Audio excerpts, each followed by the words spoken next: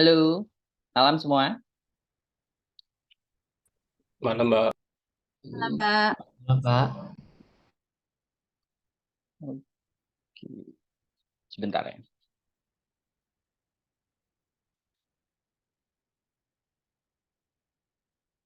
Gimana UTS-nya?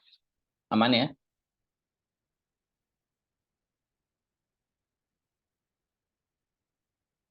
Aduh, hup,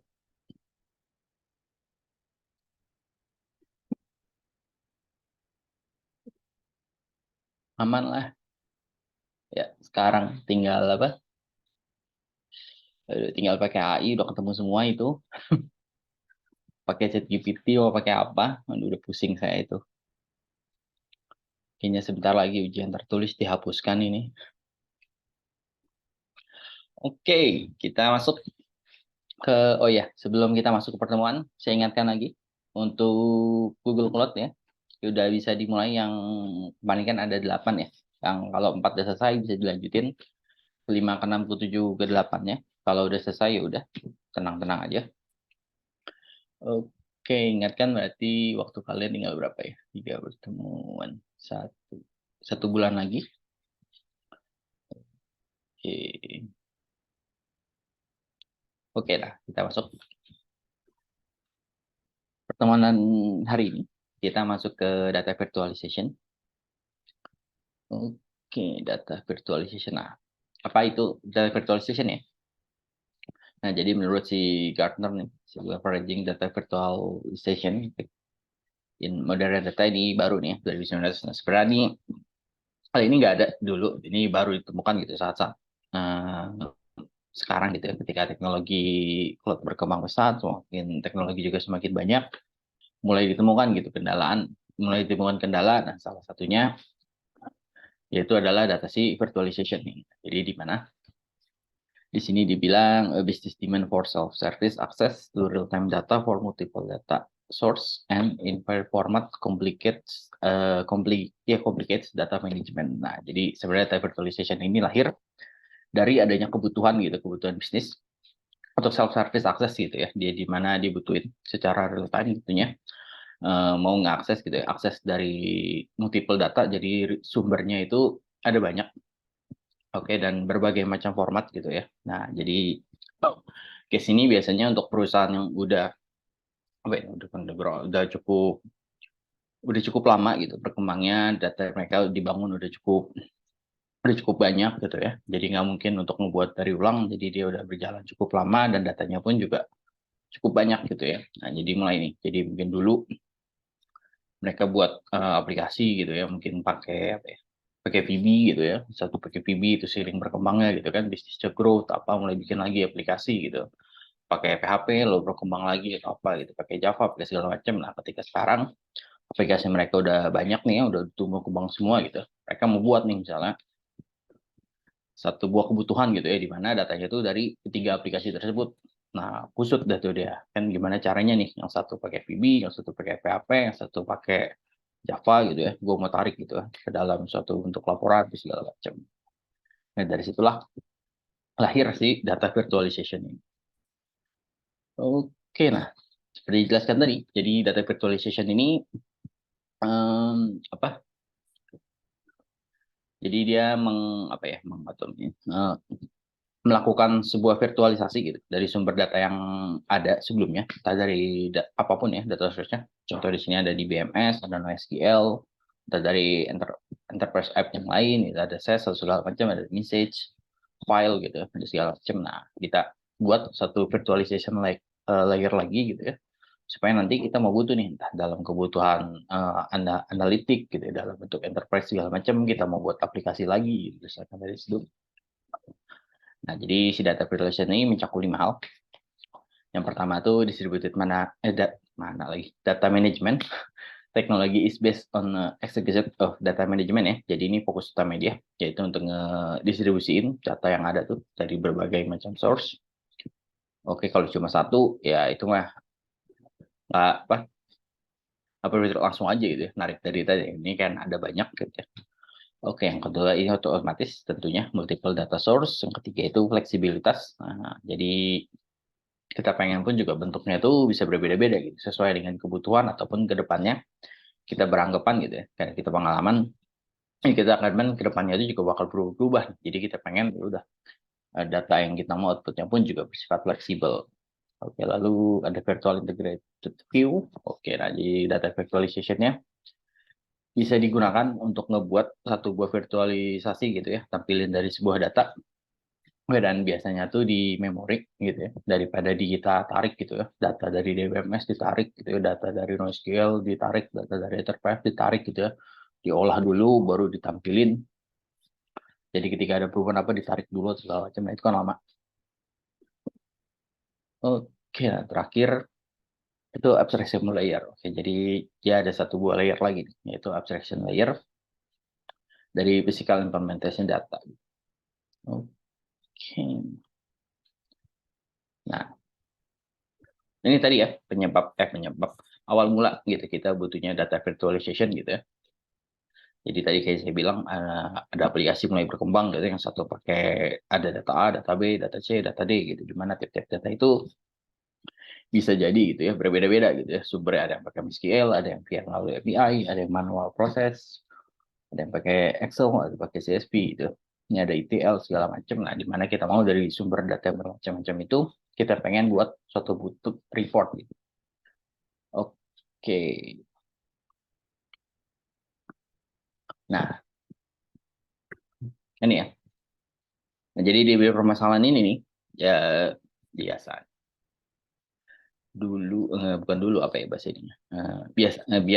Biasanya gitu ya kalau kita udah punya ini kusut nih. Ya, apalagi kalau beda oke kalau data itu beda database itu masih apa? Masih satu keluarga gitu ya. Misalnya SQL gitu, SQL Server. Nah, itu kan masih satu keluarga mirip-mirip gitu. Mungkin pengelolaannya itu nggak gitu sulit gitu ya. Nah, tapi kalau udah yang berbeda jauh gitu. Misalnya yang satu mana? Hop, yang satu manual, yang satu pakai MySQL, yang satunya pakai apa ya? Bentuknya JSON gitu segala macam. Nah, itu kan udah beda-beda jauh nih. Oke, otomatis ketika kita mau menyatukan gitu ya data tersebut ya udah bakalan kusut. Nah, di sini akan jadi permasalahan nih. Biasanya itu lack of centralized data. Oke, datanya nggak tersentralisasi ya, otomatis karena dia terpecah. Disparate system karena sistemnya tadi berbeda-beda. Adanya data replication gitu ya, ada kemungkinan gitu ya datanya terjadi replication gitu. Misalnya data customer, jadi di aplikasi A punya data customer, aplikasi B punya data customer, aplikasi C juga punya data customer gitu ya. Nah, kita mau pakai data yang mana gitu. Oke, nah broken data pipeline. Oke, jadi pipeline-nya bisa jadi broken. Overuse of ETL, oke. Just move data. Oke, ETL ini apa ya? ETL ini singkatan, jadi sebenarnya semua proses yang apa ya, sifatnya itu, oke ini singkatan biasa ETL itu. Ekstrak T-nya, T-nya, T-nya saya lupa, L-nya load gitu ya. Pokoknya macamnya seperti itulah. Butuh diekstrak, butuh di load, butuh segala macam. Nah, untuk pergerakan data gitu ya. Nah, itu akan jadi terlalu sering. Kayak contoh tadi nih, misalnya apa dua aja deh. Satu pakai SQL, saya pernah ngalamin so. Satu pakai SQL, satu pakai MongoDB gitu. Kita mau mergerin nih, gabungin. Waduh, itu setengah mati tuh. Selain oke kita harus apa nyatuin yang satu pakai SQL, yang satu pakai MongoDB.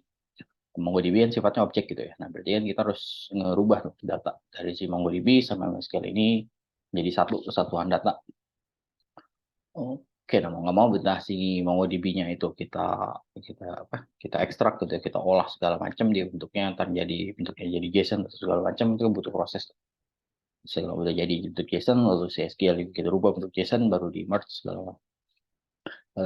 di merge terus setelah itu udah gitu ya baru ditampilin itu kalau datanya pun nggak bergerak gitu atau datanya itu update gitu. Tiap kali kita tarik datanya update berubah ya berarti kan tiap kali perubahan akan terus sering. Oke, ya ketika datanya berubah otomatis ya baik lagi gitu. Saya akan terlalu sering ada proses ekstrak gitu, upload, load gitu, segala macam itu akan terlalu sering. Oke, yang ketiga ini data security atau authentication authorization ya. Kemungkinan bisa jadi pihak-pihak ya, karena ada dua aplikasi aja berarti udah butuh dua security gitu, atau authorization. Kalau ada 5 berarti 5 kali security atau authorization. Nah, itu gimana lagi? Nah, permasalahan ini sebenarnya mirip kayak gambar di samping ini, yang si kucing ini nih. Kita terlalu fokus gitu ya terhadap si problemnya gitu ya. Gimana cara nyatuin si data tadi ini yang beda-beda gitu ya. Kalau sebenarnya tuh ada isi solution gitu ya, yaitu bisa kalau si kucing ini dia keluar gitu, lompat aja gitu ya. Tapi karena dia nggak ngeh gitu ya, dia terlalu fokus dengan si problem gitu. Gimana caranya ngebuka pintu ini ya, dia nggak akan tahu gitu. Kalau ternyata sebenarnya ada cara mudahnya. Oke, nah cara mudahnya ya si ini apa? Beda.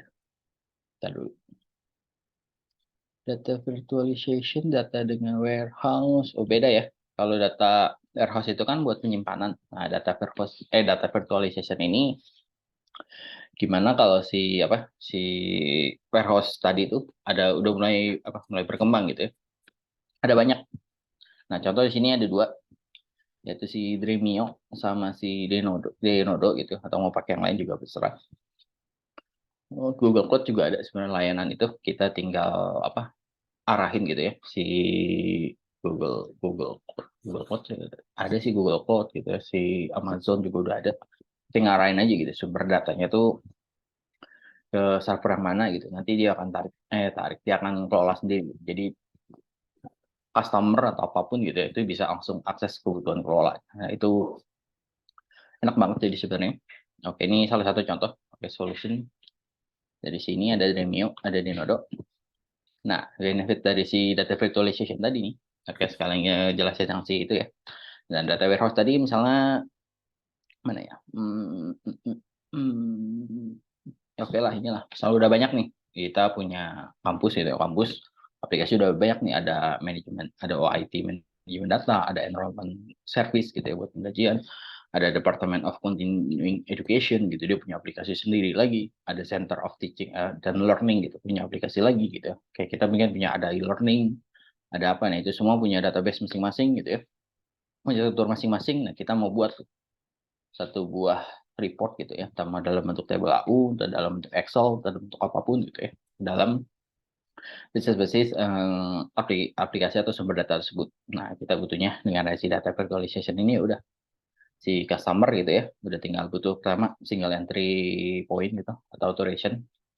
Tapi kalau sebelumnya ya, berarti kalian butuh buat akses ke apa e-learning gitu ya, ada butuh akun sendiri gitu untuk akses nanti ke aplikasi B, butuh login lagi, aplikasi Departemen Continue login lagi. Nah, tiap-tiap aplikasi itu punya uh, single entry point atau authorization sendiri-sendiri gitu ya. Dan kebutuhan kalian pun juga sebenarnya mau mengakses semua itu gitu ya. Jadi biasanya kalian butuh dari 3 basis sumber data itu, kalian butuh 3 kali login segala macam. Nah, kalau di sini jadinya jadi cuma satu gitu, cukup satu kali akses gitu. Misalnya kita pakai si apa ya namanya, Dremio deh, kita pakai si Dremio gitu ya, sebagai si repeater referee ya udah akses ke si Dremio, nanti si Dremio akan tarikin gitu ya data entah dari OIT kita, enrollment service dan segala macam, ditarik, kita tinggal kalian butuhnya apa. Misalnya tadi butuh list data customer, ya udah dia akan mergerin gitu ya dari 3 basis data itu, data customer ntar ada replicated apa di jenis satu sesuai kebutuhan. Ya udah tinggal kalian dapetin data sesuai dengan kebutuhan kalian. Oke.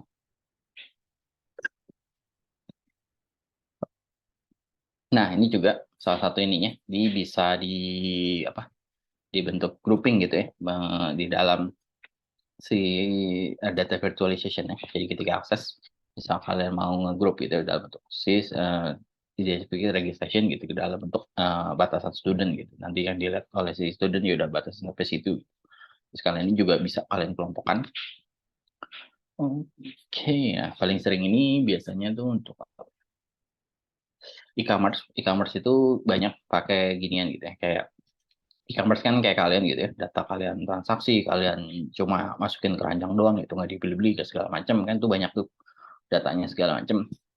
Nah, misalnya departemen marketing ada kebutuhan tuh, dia mau analisa nih, kira-kira ada berapa sih makhluk di bumi ini yang cuma masukin barang ke keranjang tapi nggak dicekot-cekot gitu ya. Dia butuh data itu tuh gitu. Nah, jadi daripada kita harus buatin gitu ya, tiap kali ada kebutuhan kita buatin fitur segala macam, ya udah pakai si data virtualization ini, si marketing itu dia bisa lihat nih, beberapa gitu ya, akses aplikasi gitu. Mungkin dia bisa akses ke Tokped, bisa ke Shopee, bisa ke segala macam gitu, dia kelompokin gitu ya. Nah, jadi dia bisa lihat nih, oh ternyata total keseluruhan gitu ya, orang yang cuma check out ke keranjang nggak belanja-belanja itu ada berapa gitu ya. Jadi proses development juga jadi jauh lebih rendah, jauh lebih rendah, jauh lebih sedikit gitu ya. Jadi nggak akan apa terlalu banyak gitu ya fitur-fitur yang apa ya pembuatan reporting atau segala macam itu bisa di auto generate. Oke, ini skip aja virtualization. Nah, ini jadi apa hasil-hasil manfaatnya gitu ya. Ketika kita pakai data virtualization, otomatis reduction in ETL development ya. Jadi si ETL apa ekstrak artinya transform kayaknya transform load segala macam itu jadi jauh menurun. Kalau kayak tadi kan ibaratnya saya harusnya ekstrak data dari MongoDB, saya transform dulu gitu segala macam menjadi bentuk JSON gitu segala macam baru kita load lagi segala macam. Nah, ini jadi menurun gitu ya. Biar si Dreamio melakukan itu sekali gitu ya udah setelah itu bisa bebas diakses.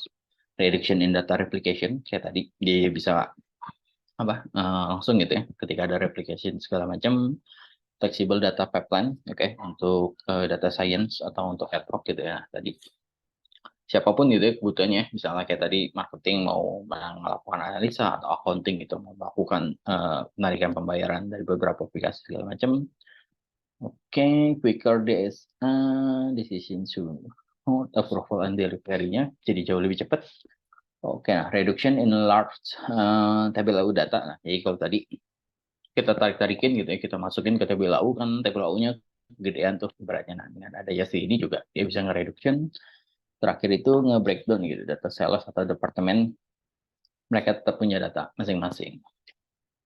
Oke, oh, ada lagi. Nah, lalu oke ini row column masking data security. Ya, oke, jadi bisa diatur gitu ya. Mana ketika tadi misalnya data pembayaran gitu, kolom apa aja gitu yang mau ditampilkan atau enggak gitu. Bisa kalian atur lagi. Oke, edition. Oke, ini outputnya ya. Outputnya enak gitu, langsung dibuatin. Mau dalam bentuk CSV, dalam bentuk JSON, XLS, segala macam.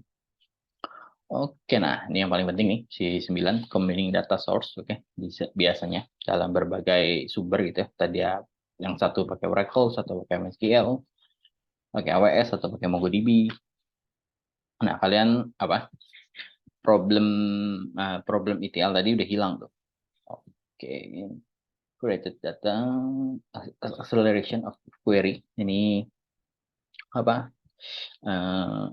akselerasi query kalian jadi mungkin nggak tahu ya kalau dulu sih masih banyak gitu mungkin developer apa yang kurang dalam gitu pemahaman query-nya jadi sering banget query-nya dia tuh bikin berat segala macam gitu ya. Nah jadi sini pun juga dia bisa mengakselerasi nih kalau nyata query-nya dia ini kurang maksimal gitu bisa diakselerasi gitu.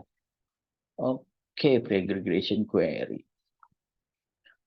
Oke, nah ini case study-nya atau contoh di dalam real life-nya. Nah, oke, nah case study-nya sih biasanya sih perusahaan-perusahaan besar ya. Jarang kalau perusahaan kecil atau masih itu kan kebutuhannya itu biasa satu aplikasi gitu atau apa. Nah, ini ketika aplikasi itu udah running gitu, udah beberapa aplikasi udah banyak. Nah, ketika udah nggak mungkin banget gitu ya datanya apa ditransfer atau apa ditransfer dipindah dibuat ulang gitu data yang lamanya gitu.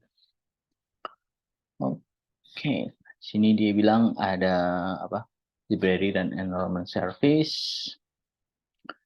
It's membutuhkan data other group library, data source library, patterns in MySQL, MongoDB, dan Oracle. Nah, ini yang saya bilang. Oke, yes, has student demographic data in Oracle.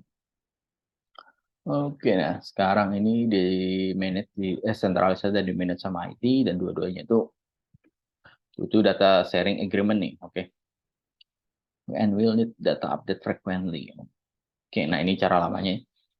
Dia ngekstrak gitu ya, data dari si MongoDB-nya ke dalam bentuk flat file gitu. Nah, dia build ETL gitu ya, untuk ngegabungin data dari si tadi MongoDB sama si SQL dan Oracle gitu ya.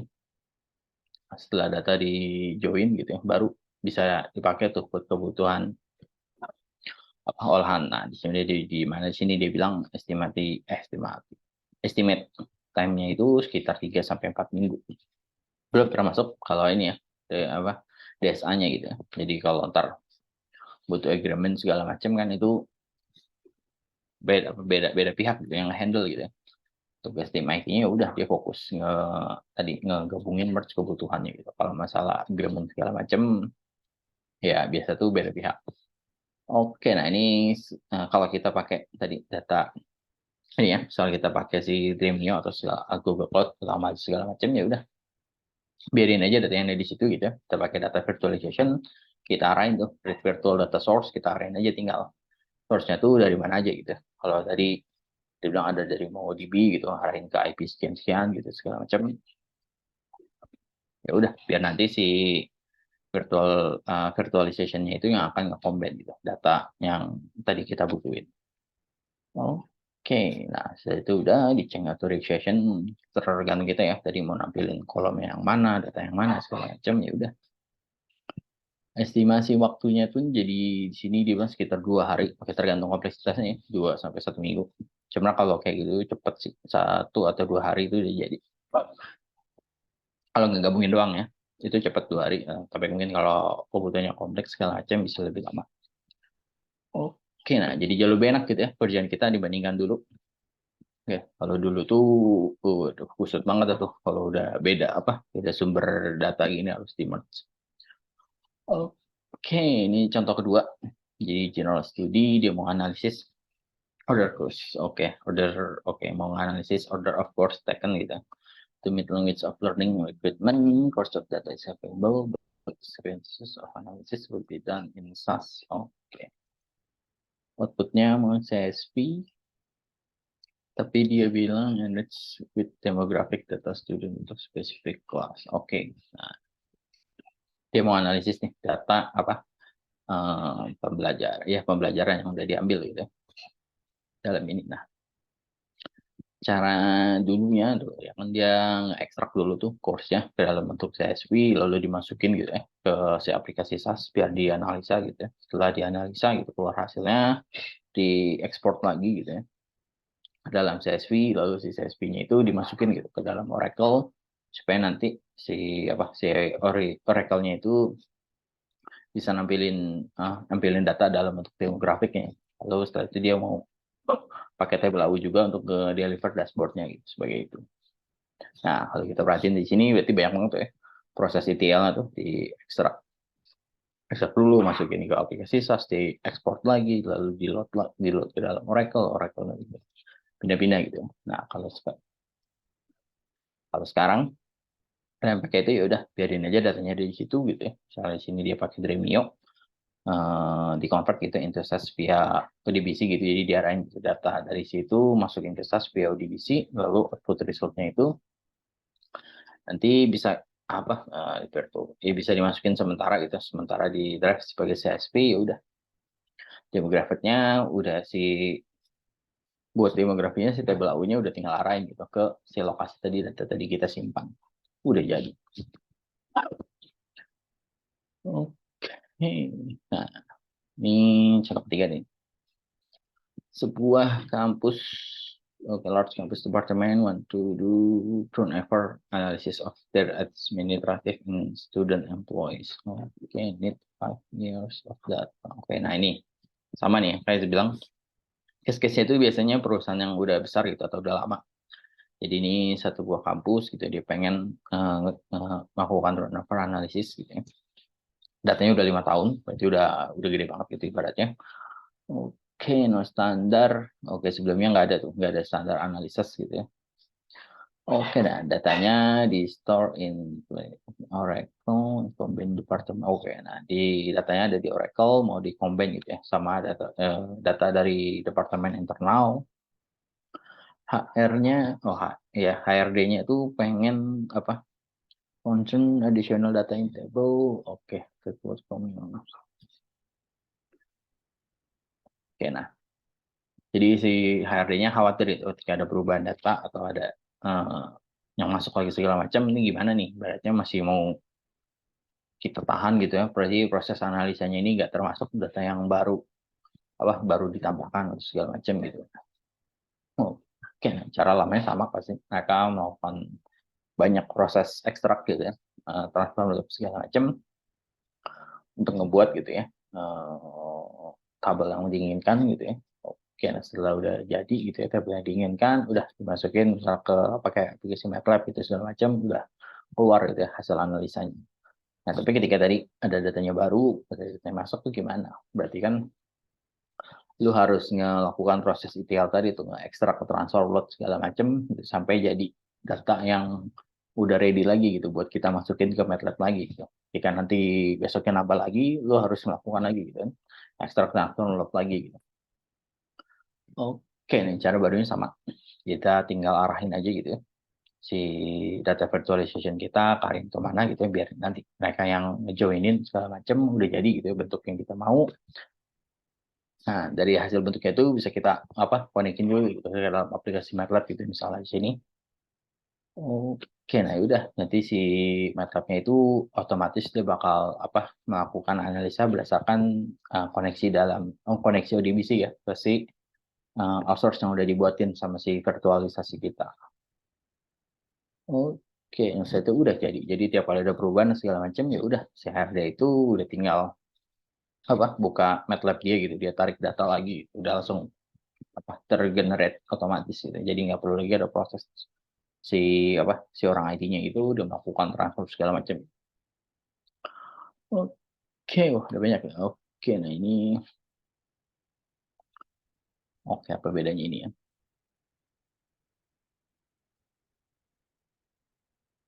Multiple heterogeneous system will be a challenge.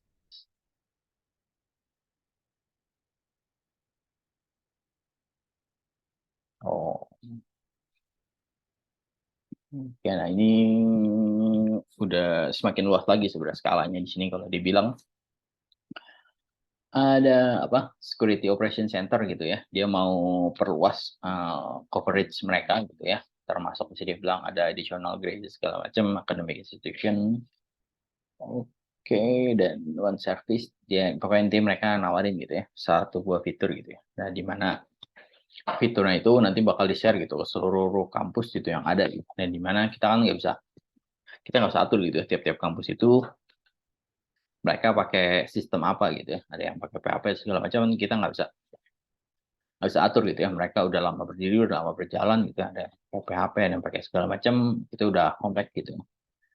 Nah jadi kalau cara dulunya tuh ya udah dia buat rendeck gitu, balik lagi tadi melakukan ada proses ekstrak transfer segala macam gitu ya, lalu dibikinin gitu ya sebentuk automationnya gitu ya di tiap itu, ya udah nanti si automationnya itu kita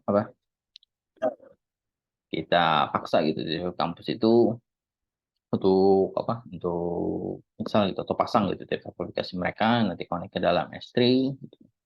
Nah nanti si Amazon S3-nya ini yang bakal kita olah lagi gitu, dan di mana nanti biasa ketika dalam itu ada lagi proses ETL lagi gitu.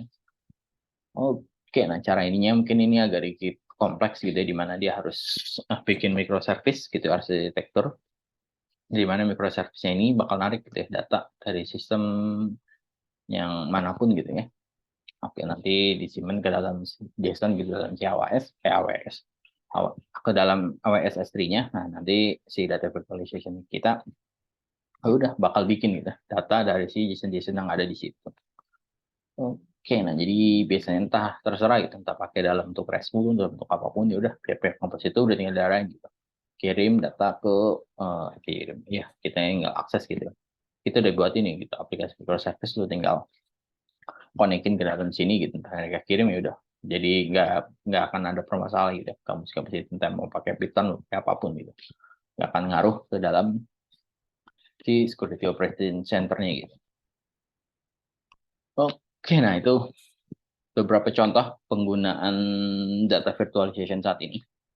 Dan tadi ya sekarang ini biasanya sih perusahaan-perusahaan besar gitu ya, kayak datanya yang udah nyebar ya udah nyebar kemana-mana gitu dalam bentuk berbagai aplikasi, Dan tiap-tiap aplikasi itu bisa jadi gitu, beda-beda penggunaan gitu, ada yang pakai bahasanya beda, sumber data bisa beda, dan di mana sini kita paling banyak kebutuhannya sih biasa buat analisa.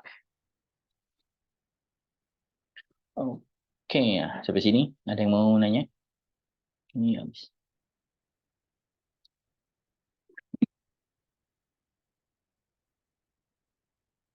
Partisipang. Saya kelas sebentar ya.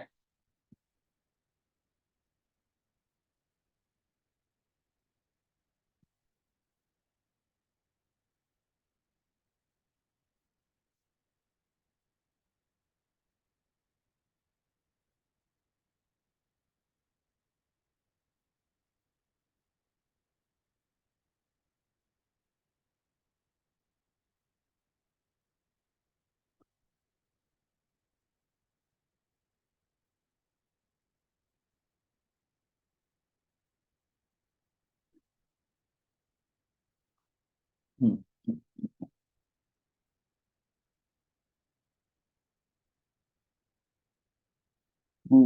Google Code juga seharusnya sih ada, cuma kayaknya itu beda dari course yang kita iniin sih. Itu biasanya buat melakukan analisa gitu ya. Nah, jadi enaknya tuh biasa tuh dibuatin menu khusus tuh. Jadi departemen lain tuh bisa gitu ya melakukan apa analisa segala macam, dibuatin fiturnya gitu ya sama si Google gitu. Bahkan dia udah siapin apa logic yang paling sering digunakan gitu.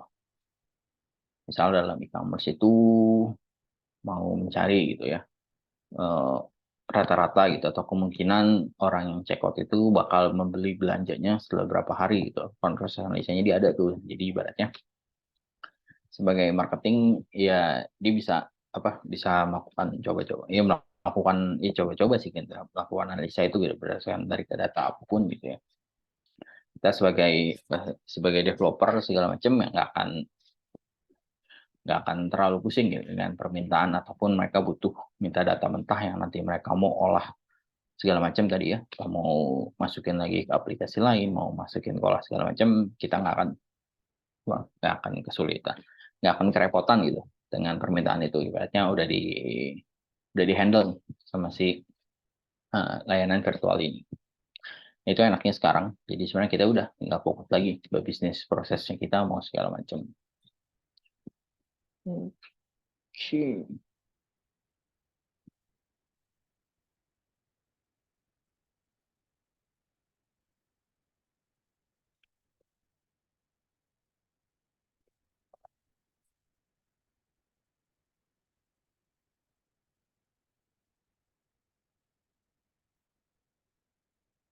Absen biasa ya.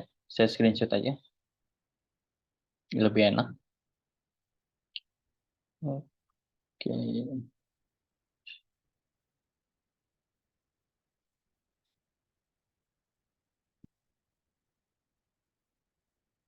Ya ada nih ya. Kalau nggak ada, saya akhiri pertemuan hari ini. Thank you semuanya. Jangan lupa Google Vote-nya. Waktu kalian semakin menipis. Kita ketemu lagi next week. Ya, next week yang libur. Saya ingatnya Jumat. Oke, see you. Oke, see you Oke, Pak. semuanya. Terima Bye. kasih, Pak. Terima kasih Bye. banyak, Terima kasih, Pak. Pak. Selamat malam, Pak. Terima.